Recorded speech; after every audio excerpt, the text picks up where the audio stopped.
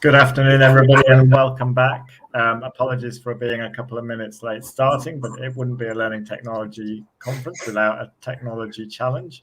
I'm Matt Lingard. I'm just here to chair the session today, just to make sure you're in the right place. This is leading through listening, and the presenters today are Malcolm Murray and James Youdale, as you can see on screen.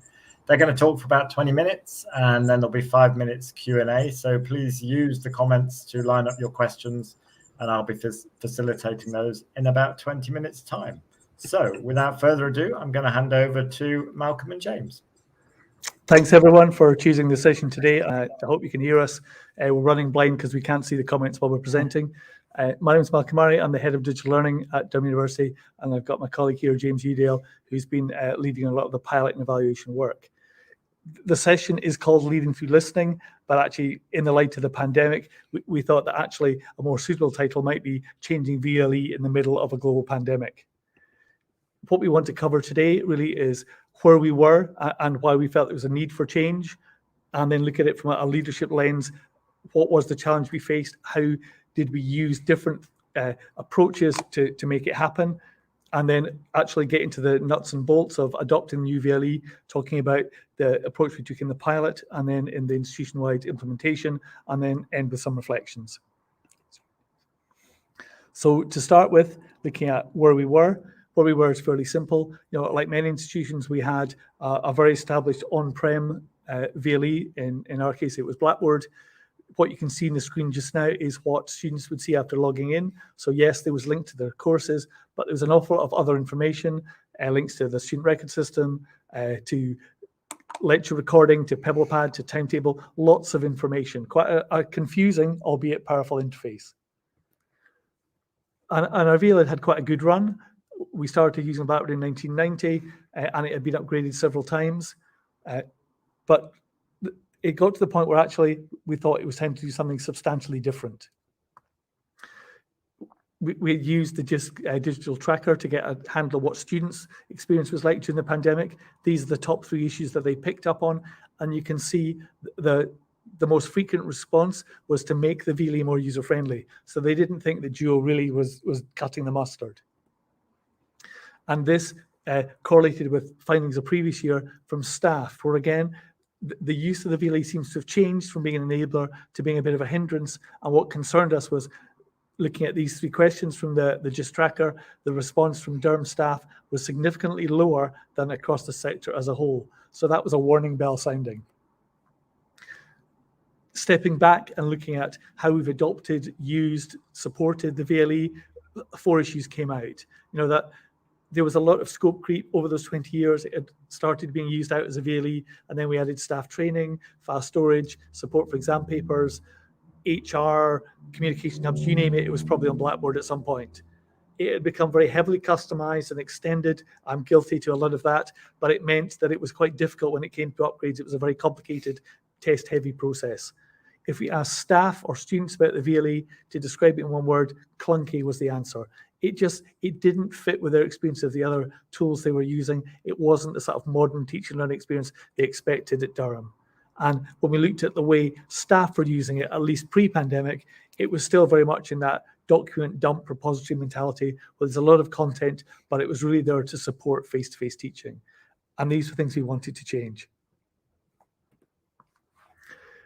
What has the pandemic done? Well, it really has increased the importance of online, and it's focused on digital skills. We found out which staff and which students have those in spades, and which of those they need a lot more support. It's identified some gaps in our provision, and it's also highlighted which systems work, which don't. So we've got the lens of the pandemic, and we've got our own institutional drivers, where our PVC for education has gone on record and said that the university should offer a first-rate digital learning environment on a par with the best in the UK. Well, we felt we weren't delivering that, and we wanted to do something about it. So the plan for the old server was, for 2021, we wanted to put it into archive mode, push the data into the cloud later on, and put the servers into a museum where they belong, because we wanted to move it to a cloud-based solution that would give us the agile solution that we felt our users were looking for. So to do that, we wouldn't just jump straight to it. There'd be initial pilot, and if that was successful, we'd move to live, which is where we are now. So let's now switch to the sort of leadership challenges, and there's two lenses we want to use. One is we want to use the work of Heifetz et al., which is talking about changes as being a painful process. So it's easy to get excited about the new, the shiny, the latest version as a learning technologist, but we have to understand that when you do that, we're actually changing things for academic staff whose competency gives them a sense of power and a sense of agency. And if we change the tools, then all that goes away and they have to relearn it. So actually, for them, change can be a very painful process. And throw in the pandemic on top of changing VLE, external websites, updates to student record systems, learning how to use Teams, learning how to use Zooms. Staff are facing change after change after change, and we're all tired. So this is where the model of Amy Cuddy and colleagues is really helpful. For change to be successful, the people leading it have to have competence, so people believe that actually the end product is right, we've made the right choice, but also there's the human element, there's this warmth that we have to convince staff that we're listening to them and students and providing a solution that's going to meet their needs, and we will change things according to the input we get from them. So like all 4-quadrant models, we're trying to get into that mythical upright quadrant for admiration. So looking at the pilot was competitive and 5 programs won. We had 4 beginning in October last year and a master's program that joined us in January. And these were all delivered using the new Learn Ultra platform. The program board made some early decisions that helped shape the way it was used. So to try and stop all this scope creep, we went for a very clear purpose that the VLE was only to be used for credit-bearing teaching and learning. It wasn't to be used for staff development. It wasn't to be used for story exam papers and all those things. And also, this was our chance to start again. So we weren't doing a lift and shift. We weren't going to take all the content from our old VLE and dump it into Learn Ultra. We were going to start with a new design, new templates, and empty courses. That's risky, and I know that is all undermining staff confidence and making that change painful. So we also wanted to make sure that we were offering a future that was built on the past. So we were harmonizing the best experiences over the last 20 years and trying to make those available across the university and build a system that meets the needs that staff and students have today. So in terms of how we evaluated the pilot, we looked at 2 different things. We looked at the student experience and staff experience. In regard to students, we looked at the Just Digital Experience survey to kind of get a sense of how the student experience compared for Learn Ultra against those students who had their teaching or their courses delivered by Duo. So there's 2 questions in particular related to the VLE. One of which was whether the LMS was easy to use, and we found that those students who had their teaching delivered via Learn Ultra agreed much more and disagreed less. Equally, when it came to ease of navigation, we found that students had a much better experience on Learn Ultra. That could have been down to 2 things. It could have been down to the student-focused activity stream that comes with the product, and also perhaps the new course templates that staff have designed for the pilot modules that are designed to give a degree of consistency across the program. So we saw these were having real benefits on the student experience. In terms of staff, we chose to do a kind of a deeper dive, and we targeted a survey at staff who were on the pilot in the spring term. So those who started in January had a chance to get their hands on the system before we asked them questions about it. We looked really to do 3 things. We looked at what staff wanted in a VLE in the first place. We looked at to see how their perceptions of what they wanted in a VLE mapped against Duo, if they'd used Duo in the past, and then also see how that applied to Learn Ultra. So whether there's a difference there between the systems. When it came to what staff wanted in a VLE, I think we found that more or less staff wanted a bit of everything. I mean, roughly to kind of summarize here, the key things that staff prioritized were ease of use, assessment, grading, and feedback functionality, and communication tools. I mean, there was a sense that perhaps some people were still not using the VLE so much for social collaboration, but there was, in the open text comments, a real sense that practice had changed through the pandemic, and therefore what they wanted in a VLE was now different from perhaps in the past. In terms of how staff felt about Duo, we saw again those words come up: clunky, cumbersome, and unintuitive, owing to really how the platform was put together, how it was designed, and perhaps the age of the platform.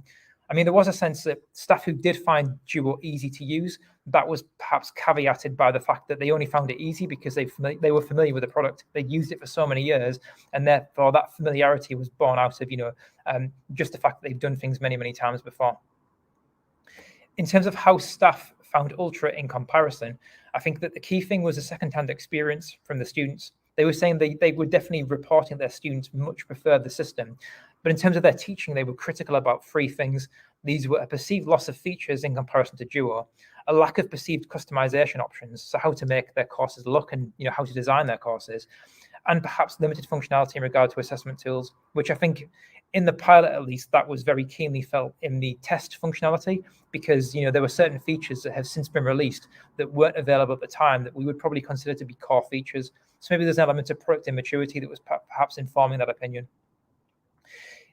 In terms of a comparison, really, in terms of how that opinion differed between Duo and Learn Ultra, we found that rather marginally, staff did prefer Learn Ultra when it came to student collaboration and encouraging staff to try different activities. But we did see it was a very, very mixed field. So we thought there was much more there. We needed to kind of dig down and find out what was going on, because it was a very polarized response, and we didn't really expect some of those responses from staff. So really what we did is we had a few focus groups that looked at those staff who did the survey, and we found out, why they felt the way they felt. And the key thing that came up time and time again was time. And that was that staff did not have the time to basically migrate their courses and also get to grips with the functionality and the features of Learn Ultra.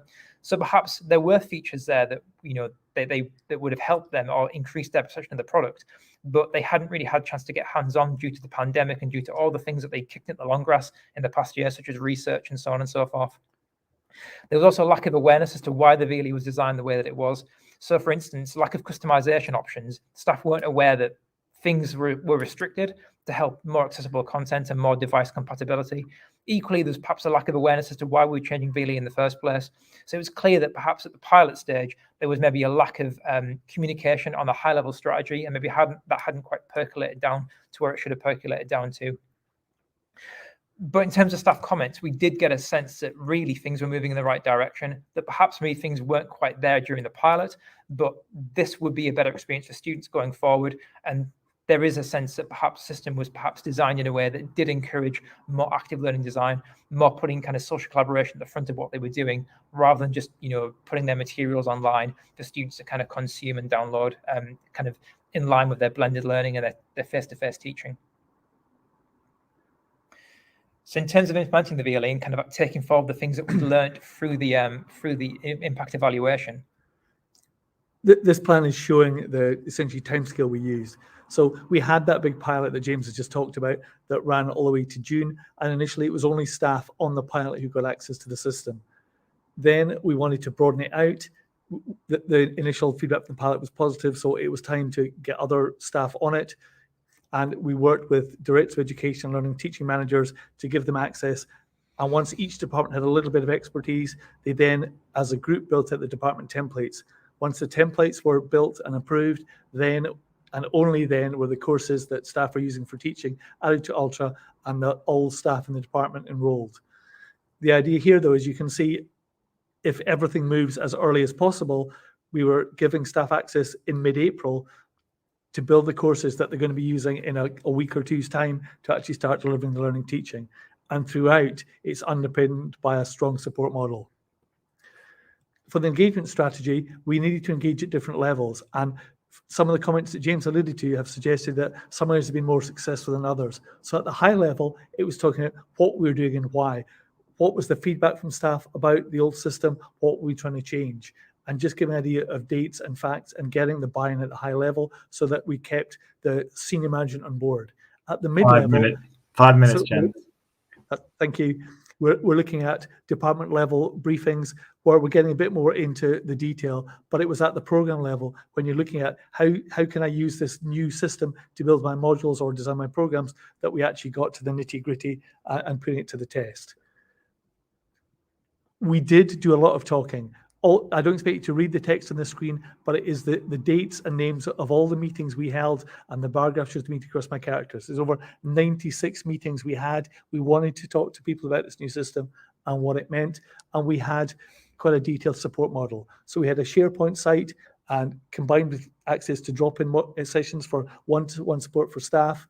We had some design workshops to help staff redesign modules for online teaching in light of the pandemic and the new system. And we had some how-to workshops. So if you want to just create a reading list to use Turnitin, we've got those how-to skills there. And in the product, we spent a lot of time at elbow support, so staff and students could get answers without even contacting the central IT teams.